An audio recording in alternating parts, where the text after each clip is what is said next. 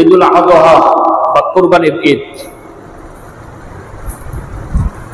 কুরবানির শব্দটি কুরবান শব্দ থেকে এসেছে। এর অর্থ হলো কাছাকাছি হওয়া, আর কুরবানি শব্দের অর্থ হলো নৈকট্য লাভ করা। আর কুরবানি এই শব্দটি হলো আরবি শব্দ উদহিয়া। উদহিয়া শব্দের অর্থ হলো জবাই করা, উৎসর্গ করা, স্বীকার করা, নৈকট্য অর্জন করা। এটা হলো শাব্দিক অর্থ কুরবানির উদহিয়া। পারিভাষিক সংজ্ঞাতে বলা হয়েছে, তাফসিরে মাজারির মতে আসছে, আল্লাহর নৈকট্য লাভের উদ্দেশ্যে নজর মান্নত রূপে আল্লাহ সন্তুষ্টির জন্য বান্দা যে জবাই পশু জবাই করে ওটাকে বলা হয় কুরবানি। ফতোয়া স্বামী কিতাবের বর্ণনা মতে আসছে, নির্দিষ্ট দিনে, নির্দিষ্ট মাসে, নির্দিষ্ট সময়ে, নির্দিষ্ট পশু নির্দিষ্ট দিনে কুরবানি করাকে উদহিয়া বা কুরবানি বলা হয়। সম্মানিত উপস্থিতি,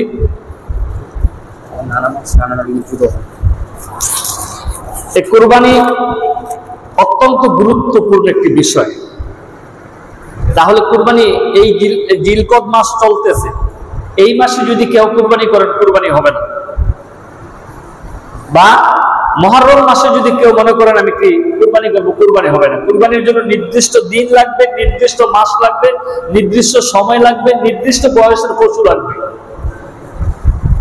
তাহলে কুরবানিটা আল্লাহর দরবারে গিয়ে তবে জিলহজ মাসের 10 তারিখ, 11 তারিখ, 12 তারিখ 3 দিন কুরবানি করা যায়। এখন অনেকে মনে করবেন হুজুর 3 দিন কুরবানি কেন রাখবো? 3 দিন কুরবানিটা আল্লাহ পাক এই জন্য হয়তো রেখেছেন যে আল্লাহ না করুক যেদিন কুরবানির ঈদ সেদিন সকালবেলা আপনার বাবা মারা গেল অথবা মা মারা গেল, ওই দিন কিন্তু আপনার কুরবানি দেওয়ার মতো মন মানসিকতা থাকবে না।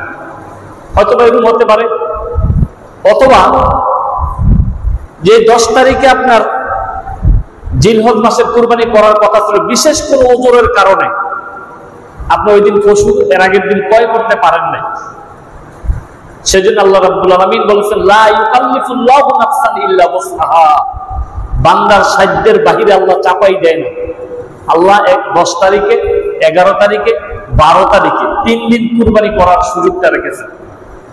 অনেকে আবার প্রথম দিন কুরবানি করে, দ্বিতীয় দিন বা তৃতীয় দিন অনেকে আবার বকরি কুরবানি করে। আমরা প্রথম দিনে এই গরুর কুরবানির কাজ শেষ করে নিলাম, আমরা আল্লাহর সন্তুষ্টির জন্য দ্বিতীয় দিন অথবা তৃতীয় দিনে এই জিলহজ মাসের 12 তারিখে আমরা একটা বকরি কুরবানি করব। এই জন্য এটা আল্লাহ রাব্বুল আলামিন শিথিল করেছেন বান্দার জন্য, যেটা এটা ওয়াজিব। কুরবানি করা হলো ওয়াজিব, বাধ্যতামূলক, ফরজের কাছাকাছি স্থান। কিন্তু অন্য জায়গায় এটা সুন্নতে মুআক্কাদা বলা হয়েছে, কিন্তু কুরবানি করা হলো ওয়াজিব। ওয়াজিব তরক করলে কিন্তু গুনাহ হয়। এখানে এই জন্য বলা হয়েছে তাফসিরে মাজারির মতে, নির্দিষ্ট দিনে, নির্দিষ্ট মাসে, নির্দিষ্ট পশু, নির্দিষ্ট সময়ে কুরবানি আপনার দিতে হবে 3 দিনের ভিতরে। কুরবানির ব্যাপার আল্লাহ রাব্বুল আলামিন কোরআন শরীফের মধ্যে আজ থেকে 1450 বছর আগে 6 নম্বর সিরিয়ালের সূরা 7 নম্বর পারা সূরাতুল আনআম 162 নম্বর আয়াত আল্লাহ রাব্বুল আলামিন মেসেজ দিলেন।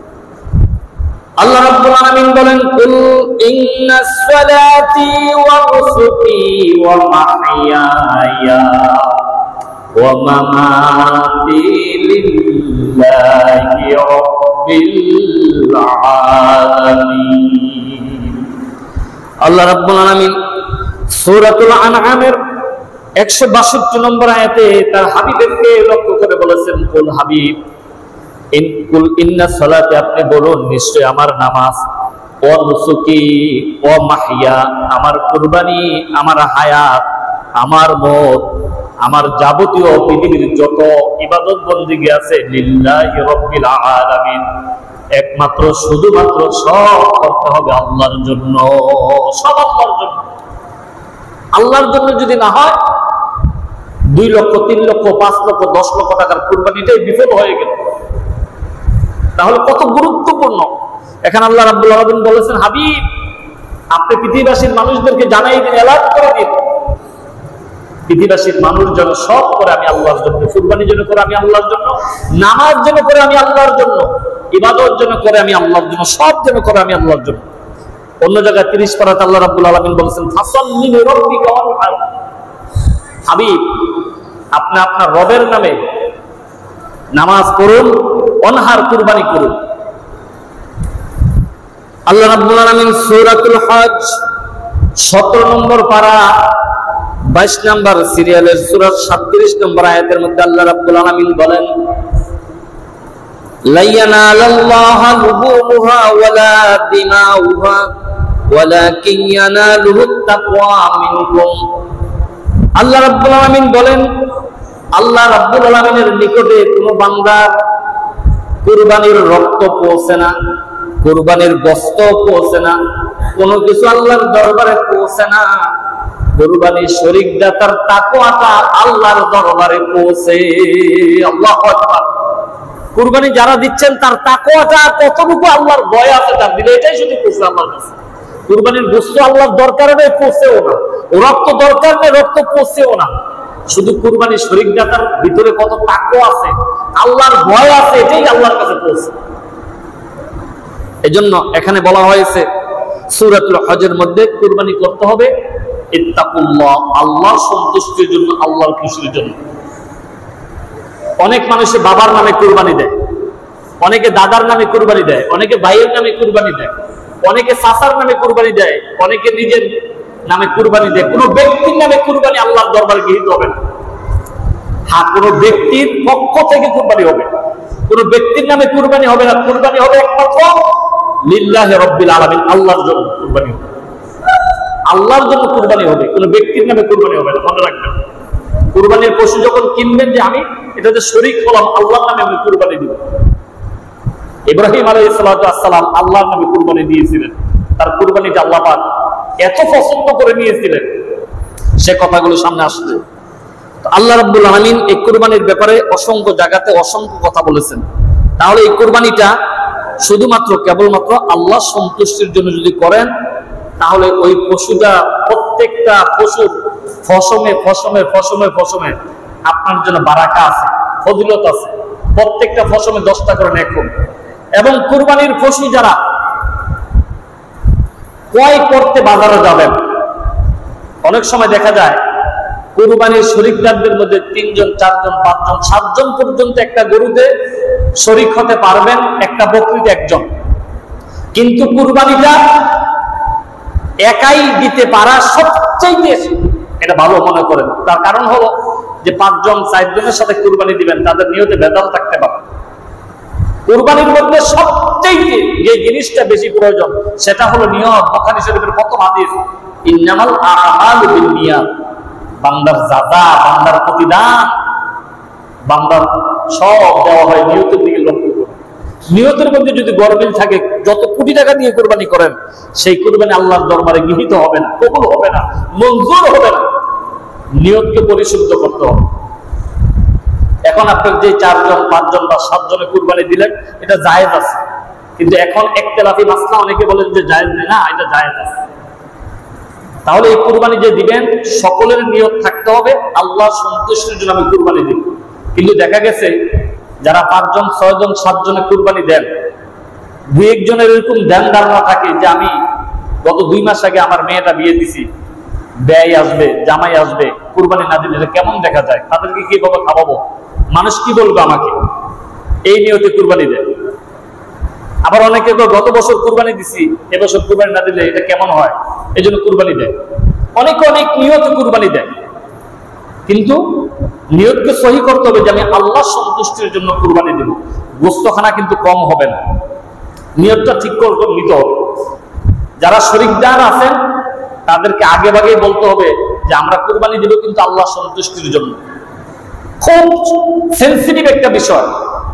কোরবানিটা করতে হবে আল্লাহ সন্তুষ্টির জন্য। অনেকের নিয়তের মধ্যে ভেজাল, এই জন্য আল্লাহ রাসূল বলেছেন বুখারী শরীফের প্রথম হাদিস, ইন্নামাল আমালু বিন্নিয়াত, বান্দার যাজা, বান্দার প্রতিদান, বান্দার নেক দেওয়া হয় নিয়তের দিকে লক্ষ্য করে, নিয়তকে সহিষ্ণুতা করতে হবে। আর কুরবানির ব্যাপারে সবচেয়ে এই নিয়তটাকে বেশি প্রাধান্য দিয়ে কাজ করতে হবে। এজন্য যারা যারা আপনারা শরীকদার থাকবেন অবশ্যই নিয়ত সহি করবেন।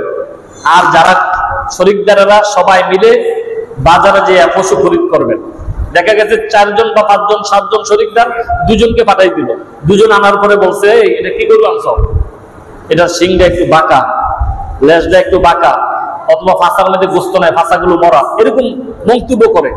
এই যে মন্তব্য করে এটার মধ্যে আপনার কুরবানিটা কিন্তু মাকরুহ হয়ে যাবে, অপছন্দ হয়ে যাবে। এজন্য আপনি দেখে শুনে কিনবেন এবং যারা শরীকদার তারা যাবেন। যারা শরীকদার তারা যদি যান, হাদিস শরীফের মধ্যে আসছে 2 শরীকদার ক্রেতা এবং বিক্রেতার মধ্যে কুরবানির পশু ক্রয় করতে যাইয়া প্রতিটা কদম দিবে, প্রতিটা কদমে কদমে কদমে কদমে আল্লাহ রাব্বুল আলামিন 10 করে তাদের আমলনামায় সওয়াব দিয়ে দিবে বলে আল্লাহু আকবার। এবং কুরবানির পশু যারা ক্রয় করার জন্য বাজারে যাবে, ক্রেতা এবং বিক্রেতার মধ্যে কথা বলবে, একবার সুবহানাল্লাহ, একবার আলহামদুলিল্লাহ, একবার আল্লাহু আকবার বললে যেই না সওয়াব হয়, সেই পরিমাণ সওয়াব আল্লাহ রাব্বুল আলামিন ওই ক্রেতা এবং বিক্রেতার মধ্যে আমলনামায় দিয়ে দেওয়া হবে। বলি সুবহানাল্লাহ। এবার বলবেন কত সুবহানাল্লাহ আলহামদুলিল্লাহ হুজুর বলি? আমার রাসূল বলেছেন সুবহানাল্লাহ আলহামদুলিল্লাহ তামলাউ ওয়া তামলাআন মা বাইনা সামাওয়াতি ওয়াল আরদ। একবার যদি কেউ সুবহানাল্লাহ আলহামদুলিল্লাহ মন থেকে বলে, আসমান এবং জমিনের ফাঁকা জায়গাগুলো ওই ব্যক্তির নামে নেক দিয়ে পরিপূর্ণ করে দেওয়া হয়। আল্লাহু আকবার। তাহলে যিনারা কুরবানির পশু ক্রয় করতে যাইয়া ক্রেতা বিক্রেতা এই যে আপনার দরাদরি করলেন, 4-5টা গরু দেখলেন, একটা ক্রয় করলেন, প্রতিটা সওয়াব, প্রতিটা কদম কদম সওয়াব। এবং কুরবানির পশুরা বাড়িতে আনলেন, 2 দিন 3 দিন লালন পালন করলেন, খাওয়ালেন, এটাতে একটা সওয়াব। এবং কুরবানির পশুটা যে জায়গায় জবাই করতে নিবেন সেই জবাই করা পর্যন্ত চতুর্পার্শ্বের ধূলিকণা পর্যন্ত আপনার জন্য দোয়া করতে থাকে। এবং কুরবানির পশুর মধ্যে যত ফসল আছে ওই ফসল পরিমাণ প্রত্যেকটা ফসলের 10 করে আপনার আমলনামায় নেক দেওয়া হতেছে। এবং কুরবানির পশুটা যখন জবাই করবেন, দমে মাসফুজে রক্তটা বাইর হয়, ওই রক্তের পরিবর্তে আল্লাহ রাব্বুল আলামিন আপনার জন্য এক একটা রক্তের ফোঁটা 70 জন করে ফেরেশতা নিযুক্ত করে দেন আপনার জন্য দোয়া করে আপনাকে জান্নাতের বাসী করে দেওয়ার জন্য। বলে আল্লাহু আকবার। এজন্য কুরবানির পশু কিনা জবাই করা এটা সবচেয়ে শ্রেষ্ঠ কাজ। এটার জন্য আপনারা সকলে দেখে শুনে কুরবানির পশুটাকে আপনারা জবাই কিনবেন এবং খরিদ করবেন। এই কুরবানির পশুটা মোটা তাজা করার জন্য বলা হয়েছে, এটা জান্নাতের বাহন হবে। এই কুরবানির পশুটাকে তোমরা দেখে শুনে একটু সুন্দর যদি হয়, গোস্ত কম হোক বেশি হোক এটা কোনো শর্ত না, দেখতে যেন সুন্দর হয়, কেন এটা তোমাদের জান্নাতের বাহন হবে। ওই কুরবানির পশুটা সুন্দর দেখে তোমরা এটাকে ক্রয় করো, কেন এটার দ্বারাই তোমার হতে পারে আল্লাহর জান্নাত, পরকালে জান্নাতের বাহন হতে পারে। এই জন্য কুরবানির পশুটাকে আপনার দেখে শুনে ক্রয় করার কথা বলা হয়েছে। এই কুরবানি 2টা ইতিহাস আছে কুরবানির। একটা ইতিহাস হলো ইব্রাহিম আলাইহিস সালাম আল্লাহর একজন প্রিয় পয়গম্বর, বারবার তাকে পরীক্ষা করেছিলেন, আগুনের কুণ্ডুলিতে ফেলে পরীক্ষা করেছিলেন। আগুনে যখন ফেললেন, ফালার পরে আগুন থেকে পরিত্রাণ পেলেন, আগুনের পরীক্ষায় তিনি ফার্স্ট হয়ে গেলেন। এভাবে অনেক পরীক্ষা করলেন। পরিশেষে ইব্রাহিম আলাইহিস সালাম তার পুত্র যখন ইসমাইল আলাইহিস সালাম 9 বছর, মতান্তরে 12 বছর, এই বয়সের মধ্যে আল্লাহ রাব্বুল আলামিন ইব্রাহিম আলাইহিস সালামকে বারবার স্বপ্নে দেখাচ্ছেন, ইব্রাহিম তোমার প্রিয় বস্তু তুমি কুরবানি করো। লান তানালুল বিররা তুনফিকু মিম্মা তুহিব্বুন। ইব্রাহিম কসমিন কালো তুমি আমি আল্লাহর কাছে প্রিয় হইতে পারবে না যতক্ষণ পর্যন্ত তোমার প্রিয় বস্তু তুমি কুরবানি না করো। ইব্রাহিম আলাইহিস সালাম তিনি অনেক ওট দুম্বা কুরবানি করলেন, করার পরে কিন্তু তারপরও আল্লাহ পাক ইব্রাহিম আলাইহিস সালামকে স্বপ্নে দেখাচ্ছেন, ইব্রাহিম তোমার প্রিয় বস্তু তুমি কুরবানি করো। ইব্রাহিম আলাইহিস সালাম চিন্তা করলেন, আমি এত দুর্বা কুরবানি করলাম, তারপরেও আল্লাহ বলতেছেন আমার প্রিয় বস্তু কুরবানি করার জন্য আমি তো সবচেয়ে আমার জীবনের চাইতে আমার সন্তান ইসমাইলকে বেশি স্নেহ করি, ভালোবাসি। হয়তো আল্লাহ রাব্বুল আলামিন ইসমাইলকে কুরবানি করার জন্য বলতেছে। তখন প্লিজ কেউ কথা বলবেন। তখন ইসমাইল আলাইহিস সালামকে কুরবানি করার জন্য তিনি চিন্তা ভাবনা করলেন, পিতা পুত্রকে কুরবানি করা কতটুকু ঈমানে মজবুত হলে এই কাজটা করতে পারে। আর সেদিন যদি ইব্রাহিম আলাইহিস সালামের পুত্র ইসমাইল আলাইহিস সালাম কুরবানি হয়েই যেত, তাহলে পৃথিবীতে প্রতি বছর আমাদের প্রিয় সন্তানদের কাজ কুরবানি করা লাগতো। কিন্তু আল্লাহ রাব্বুল আলামিন ইব্রাহিম আলাইহিস সালামের কুরবানি, তার ত্যাগ, তার মহিমা, তার নিয়ম আল্লাহ পাক এভাবে কবুল করে নিয়েছেন। ইব্রাহিম আলাইহিস সালাম যখন স্বপ্নে দেখলেন এই স্বপ্নের কথা, তার সন্তানকে বললেন বাবা। আল্লাহ রাব্বুল আলামিন কালামে হাকিমের মধ্যে সূরাতুস সাফফাত 37 নম্বর সিরিয়ালের সূরা 102 নম্বর আয়াতের মধ্যে আল্লাহ রাব্বুল আলামিন তার প্রিয় পুত্রকে, ইব্রাহিম আলাইহিস সালামের প্রিয় পুত্রকে কুরবানি করার কথা আল্লাহ রাব্বুল আলামিন এভাবে বললেন। আল্লাহ রাব্বুল আলামিন বললেন মা হাযিহিল আদাহিয়া ইয়া রাসূলুল্লাহ। সাহাবায়ে কেরাম জিজ্ঞাসা করলেন ইয়া রাসূলুল্লাহ কুরবানিটা কি? রাসূল সাল্লাল্লাহু আলাইহি ওয়াসাল্লাম বললেন ক্বালা সুন্নাত আবিকুম ইব্রাহিম, এটা হলো ইব্রাহিম আলাইহিস সালামের একটা সুন্নাত। ইব্রাহিম আলাইহিস সালামের স্মৃতিকে স্মরণ করা এটা একটা সুন্নাত। আল্লাহ রাব্বুল আলামিন কালামে হাকিমের মধ্যে সূরাতুস সাফফাতের 37 নম্বর সিরিয়ালের সূরা 102 নম্বর আয়াতের মধ্যে আল্লাহ রাব্বুল আলামিন ইব্রাহিম আলাইহিস সালামকে বললেন ক্বালা ইয়া বুনাইয়া ইন্নী আরা ফিল মানাম। ইব্রাহিম আলাইহিস সালামকে আল্লাহ পাক বলে দিলেন ক্বালা ইয়া বুনাইয়া, ইব্রাহিম বলল হে আমার আদরের পুত্র, ইন্নী আরা ফিল মানাম, আমি স্বপ্নের মধ্যে আদিষ্ট হয়েছি, আমি স্বপ্নের মধ্যে দেখতে পেয়েছি ইন্নী আসবাহুকা, আমি যেন তোমাকে যেন কুরবানি করি। আল্লাহু আকবার। সূরাতুস সাফফাত 37 নম্বর সিরিয়ালের সূরা 102 নম্বর আয়াত।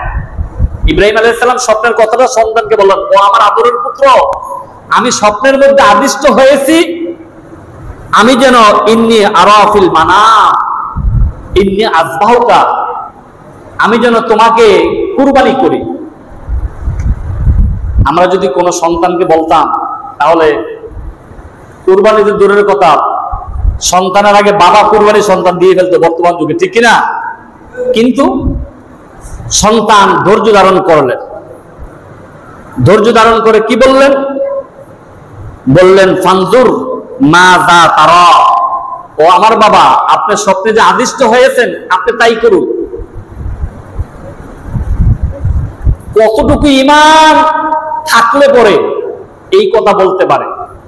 তিনি বললেন আল্লাহর হুকুমে ফানজুর মাযা তারা, ও আমার বাবা আপনি স্বপ্নের মধ্যে যে আদিষ্ট হয়েছেন তা আপনি পালন করুন, পালন করুন। শুধু এখানেই শেষ নয়, তিনি বললেন ক্বালা ইয়া আবা ইফআল মা তুমার, ও আমার বাবা আপনি স্বপ্নের মধ্যে যা পেয়েছেন, যা আদিষ্ট হয়েছেন, আপনার স্বপ্ন আপনি বাস্তবায়ন করুন। সাতাজিদুনি ইনশাআল্লাহু মিনাস সাবিরিন, বাবা নিশ্চয়ই আমাকে ধৈর্যশীলদের অন্তর্ভুক্ত পাবেন বলে। আল্লাহু আকবার। যেমন বাবা তেমন পুত্র, যে আমাকে ধৈর্যশীল পাবেন এটা বলেন নাই, কত হেকমত করে বলেছেন বাবা আপনি যা আদিষ্ট হয়েছেন স্বপ্নের মাধ্যমে আল্লাহর হুকুম, এটা আপনি পালন করুন আর পালন করুন। এবং তিনি বললেন ক্বালা ইয়া আবা ইফআল মা তুমার, আপনি আদিষ্ট হয়েছেন তা পালন করুন আল্লাহর হুকুম। সাতাজিদুনি ইনশাআল্লাহু মিনাস সাবিরিন, নিশ্চয়ই অবশ্যই আমাকে আপনি ধৈর্যশীলদের অন্তর্ভুক্ত পাবেন। যেমন বাবা তেমন পুত্র, লাইক ফাদার লাইক সন। আল্লাহর হুকুমে ইব্রাহিম আলাইহিস সালাম পুত্রকে জবাই করার জন্য সব তৈরি করে নিয়ে গেলেন। যে মাত্র যাচ্ছেন ওই মাত্র বিবি হাজেরাকে বলছেন তোমার সন্তানকে গোসল করাইয়া দাও, সুন্দরভাবে পড়াইয়া দাও, আমি তোমার সন্তানকে নিয়ে দাওয়াতে যাব। সেখানে যাওয়ার পরে যাইতে লাগলেন। কিছু দূর যাওয়ার পরে হাজেরাকে যে শয়তান বলছে, ও হাজেরা, তুমি খবর রাখো তোমার সন্তানকে কোথায় নিয়ে যাচ্ছে ইসমাইলকে। কই তো দাওয়াতে নিয়ে যাচ্ছে বললো। বললেন না, দাওয়াতে নিয়ে যাচ্ছে না, তোমার সন্তানকে মিনাতে যে কুরবানি দিবে। তখন বললেন, দূর শয়তান, বাবা কখনো সন্তানকে কুরবানি দিতে পারে না, আর যদি কুরবানি দেয় আল্লাহর হুকুমে তাতে কোনো সমস্যা নাই। বললেন, তুমি এত বাহাদুরি করিও না, তুই একটু পরে টের পাবা।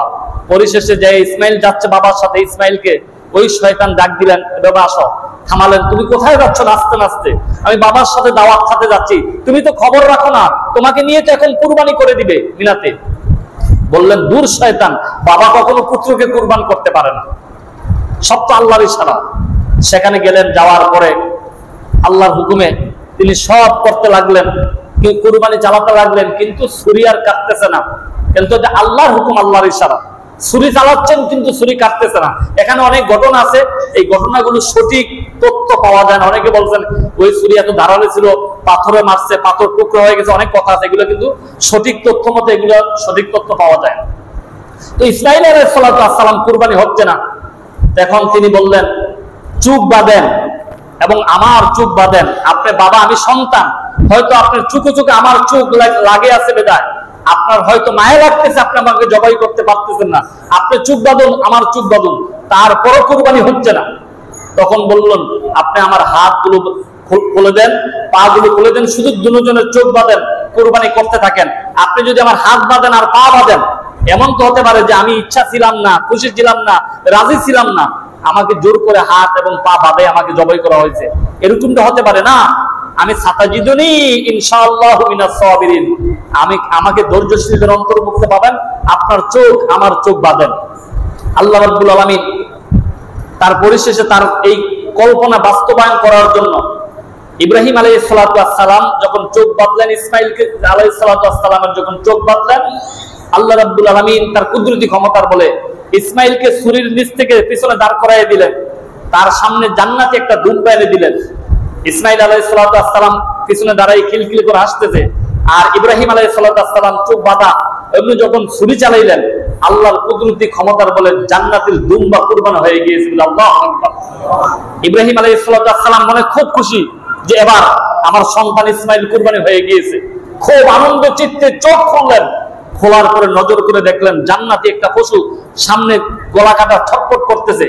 ইব্রাহিম আলাইহিস সালাম টেনশনে পড়ে গেলেন। আল্লাহ রাব্বুল আলামিন বললেন, ইব্রাহিম তুমি টেনশন করিও না, তুমি চিন্তা করিও না, তোমার যে নিয়ম, তোমার যে আকীদা, তোমার যে ধারণা, আমি আল্লাহ রাব্বুল আলামিন তোমার আকীদা, তোমার নিয়তকে আমি পরিপূর্ণ করে দিয়েছি, তোমার ধ্যান ধারণাকে আমি কবুল করেছি, তোমার কুরবানিকে কবুল করেছি। আমি জান্নাত থেকে একটা পশু এনে দিয়ে, তোমার পুত্র ইসমাইলকে বাঁচাইয়া দিয়া জান্নাত থেকে একটা পশু এনে দিয়ে তোমার কুরবানিটাকে আমি আল্লাহ কবুল করে নিয়েছি। আল্লাহু আকবার। তো ইব্রাহিম আলাইহিস সালাম এবং ইসমাইল আলাইহিস সালামের এই স্মৃতিকে বৎসরে একবার স্মরণ করা, এটা ইসমাইল আলাইহিস সালামের একটা সুন্নত, এবং এই কুরবানিটা হচ্ছে একটা ওয়াজিব। তো এখানে অনেক কথাই আরো আছে, সময়ের সাথে আমরা সামঞ্জস্যের কথাগুলো বলবো। এখন যেই কথা, যেই কুরবানিটা ইব্রাহিম আলাইহিস সালাম আল্লাহ সন্তুষ্টির জন্য দিয়েছেন, কিয়ামত এসে যাবে, পৃথিবীর সকল মানুষের নিয়ত একত্র করলেও ইব্রাহিম আলাইহিস সালামের নিয়তের ধারে কাছে হবে না। তার নিয়তটা কত সহি ছিল, আপন পুত্রকে সহায় দিয়েছেন কুরবানি করার জন্য। এজন্য আল্লাহর বিধান, আল্লাহর হুকুম তিনি পালন করেছেন। এই কথা আল্লাহ রাব্বুল আলামিন বলেছেন, কুল ইন্নাস সালাতি ওয়া নুসুকি ওয়া মাহইয়ায়া ওয়া মামাতি লিল্লাহি রাব্বিল আলামিন, বলো আমার নামাজ, আমার হায়াত, আমার মত, আমার কুরবানি, আমার যাবতীয় ইবাদত সব আল্লাহ রাব্বুল আলামিনের জন্য। তাই কুরবানি করতে হবে আল্লাহ রাব্বুল আলামিনের জন্য। এখন কুরবানি কেন কবুল হয় না? কুরবানি কবুল না হওয়ার 8টি কারণ, খুব মনোযোগ। 1 নম্বরে নিয়ত বিশুদ্ধ না হওয়ার কারণে কুরবানি কবুল হয় না। প্রথমত এই কথাগুলো আমি একটু বিশ্লেষণ করেছিলাম। নিয়তের মধ্যে ভেজাল গরমিল থাকার কারণে 1 নম্বরে কুরবানি কবুল হয় না। 2 নম্বরে যেই কুরবানি করবেন যে টাকা দিয়ে, ওই কুরবানির টাকা হালাল না হইলে কুরবানি কবুল হবে না। এবং কুরবানি যে করবেন, যে পশুর বয়স একটা নির্দিষ্ট আছে, এই বয়স যদি নির্দিষ্ট বয়সে যদি আপনার পশু না হয় তাহলে কুরবানি কবুল হবে না। 4 নম্বরে ত্রুটিপূর্ণ পশুর কুরবানি হবে না। যেই পশুর মধ্যে ত্রুটি আছে, লেজ কাটা, কান কাটা, অথবা কোনো ধরনের এই দেখা গেছে একটা শরীরের কিছু অংশ পচা বা সিরা কাটা সিরা, এরকম হলে আপনার কুরবানি হবে না। জবাইয়ের সময় যদি ইচ্ছা করে যদি কেউ বিসমিল্লাহ না বলে, তাহলে রাসূল বলছেন কুল্লু আমরিন জিবালিন লাম ইউবদা বিসমিল্লাহ, সব কাজের শুরুতে বিসমিল্লাহ বলতে হবে। ইচ্ছা করে যদি জবাইতে বিসমিল্লাহ না বলেন কুরবানি শুদ্ধ হবে না। পশুর গলার মধ্যে 3টি রগ আছে, শাহরগ বলা হয়, এই 3টি রগ যদি না কাটেন কুরবানি হবে না। তারপরে হলো 7 নম্বরে হলো শরীরের শরীকদারের যে নির্দিষ্ট সংখ্যা আছে, সংখ্যার মধ্যে যদি ভুল থাকে, আপনি কয় শরীকে কুরবানি করতেছেন এটা আপনার জানা নাই, বা গরমিল গরু কিনার করে জবাই করতে যায়, আরে আমার নাকি শরীক আছে উমক আছে, এগুলো না।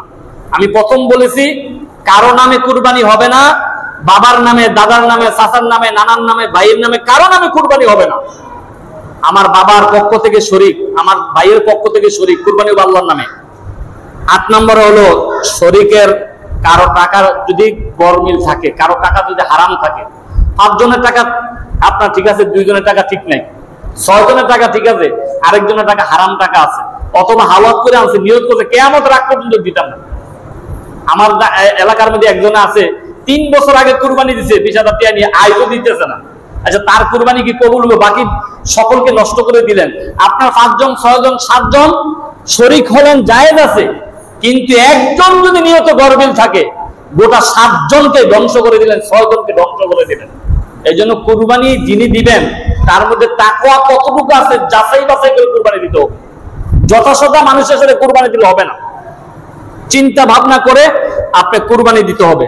এবার আমাদের সমাজের মধ্যে অনেক ফাটল সৃষ্টি হচ্ছে বর্তমানে, যে কুরবানি এবং আকিকা একসাথে দেওয়া যাবে কিনা, এই ব্যাপারে অনেক মত পার্থক্য। কুরবানিকে বলা হয় এটা একটা নুসুক, আল্লাহর একটা বিধান, এবং আকিকাকে বলা হয় এটাও একটা নুসুক, এটা আল্লাহর একটা বিধান। এই কুরবানির দ্বারা রক্ত প্রবাহিত হয়, আকিকার দ্বারা রক্ত প্রবাহিত হয়। কুরবানি আল্লাহর সন্তুষ্টির জন্য করে, আকিকাও আল্লাহর সন্তুষ্টির জন্য করে। কুরবানি একটা ইবাদত, আকিকা আরেকটি ইবাদত। কুরবানির ইবাদতটা হলো ওয়াজিব, আর আকিকার ইবাদতটা হলো সুন্নত বা মুস্তাহাব। মাযহাবের কারণে কেউ বলছেন সুন্নত, কেউ বলছেন মুস্তাহাব। এটা না দিলে গুনাহ হবে না, দেওয়া ভালো। খুব মাসলা খুব খেয়াল করবেন, কুরবানি না দিলে গুনাহ হবে, আকিকা না দিলে গুনাহ হবে না, দেওয়া ভালো। কিন্তু আকিকা দিবেন 7 দিনে, 14 দিনে, 21 দিনে। 7 দিনে দেওয়া সুন্নতে রাসূল আরবি সাল্লাল্লাহু আলাইহি সাল্লামের একটা সুন্নত, 14 দিনে দেওয়া একটা সুন্নত, 21 দিনে দেওয়া একটা আকিকা সুন্নত।